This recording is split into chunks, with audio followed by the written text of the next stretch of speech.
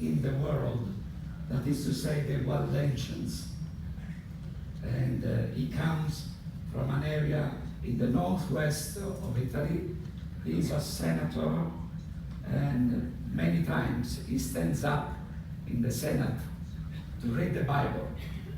He's a friend, Lucio Malan, come here, and we welcome also his co-worker.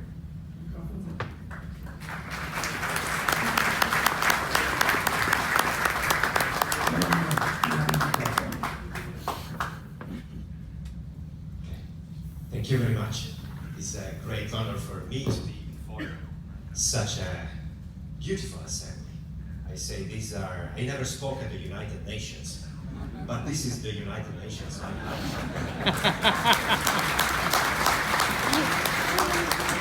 So as the second longest serving senator of the Italian Senate, I'm very proud to welcome all of you here in Rome, Venezia, actually Rome, and because you come here with a very good purpose.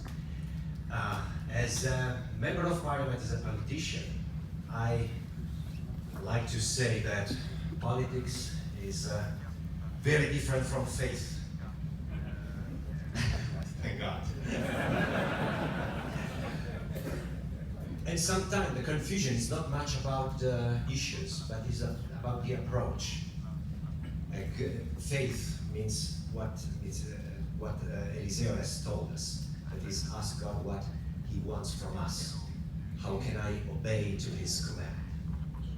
Politics is usually asking the other people to do something for me, in the worst case, or for my constituency, in the best case. Actually, faith teaches us that for things to go well, you need to have the opposite approach and to ask what God wants from you, from each one of us. And as a politician, I see that what we desperately need, and I think it is true for all the many nations represented here, is principles, is, I would say, faith. This is what is lacking. There are richest countries, there are very rich countries, there are poor countries, there are countries orderly and countries in the chaos. There are democratic countries and there are countries where democracy is unknown, but all of them needs principles for the society, for the fabric of our nations, of our people, of our communities, to live healthy.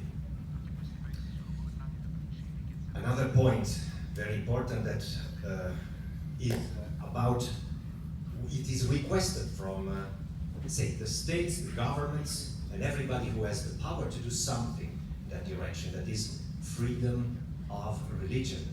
The freedom that is freedom of speech, and it is a duty, not because some of us are believers, but because freedom of religion benefits all countries. Because when freedom of religion is absent, all the other freedom fade away, or usually are not present at all. And so if we love freedom, first of all, freedom to live your faith, to practice your faith, to read the book that you want to read. The second thing, another thing important, I feel it in the very first chapters of the letter of the Apostle Paul to the Romans. The Romans. That is, if there is freedom in your country or in the country where you choose to serve or you happen to live, there is freedom, but there is nobody there to announce the word of God, to announce the gospel. Freedom is useless. And the Apostle Paul lived in a difficult time as for freedom of religion. He knew something about that. But he said, I am not afraid. I am willing to come to Rome, my brethren, and I am not ashamed of the gospel of Christ. And this is the most important thing. Because freedom by itself is idle. But when there are people who are ready to serve the Lord, when they are ready to speak their mind, then what should be done is to grant those people freedom. But first of all, every one of us must feel the call that the Apostle Paul makes with his words. And I have heard that very verse of the Apostle Paul should be read this way: I am not ashamed of the gospel of Christ. Are you? And this is a question to every one of us, politicians, non-politicians. Every one of us who calls himself a Christian should hear that question to hear. The more our people who feel, who hear and answer to that question, the better our world is, the better our society is. Then we know that salvation doesn't come from the government, doesn't come from ideologies that today triumph and today and tomorrow they fall. Leaders rise and fall, nations rise and fall. Only the word of God endures forever. And this is what makes a society, a better society, makes it live better, and especially on one point, and this is my final point, when there is the possibility and the will to pass this extraordinary heritage to our children, to the young people. When schools are free, that is possible, if there is somebody there who passes the message.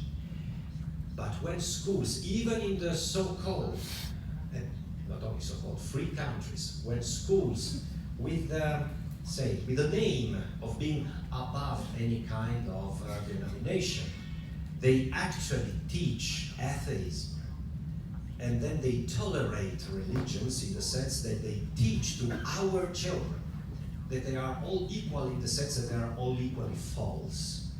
This is an attack to our faith. This is an attack to our mission. This is an attack to our children. And this is true not only to the countries who do not enjoy freedom and democracy. It can be true everywhere. I think it is one of the most important things we are called to keep an eye on and to fight, to defend the freedom, to pass our faith to our children, our only and most important heritage. God bless every country represented here and all those who are not represented, and I hope they will be too, and God bless Italy too. Amen.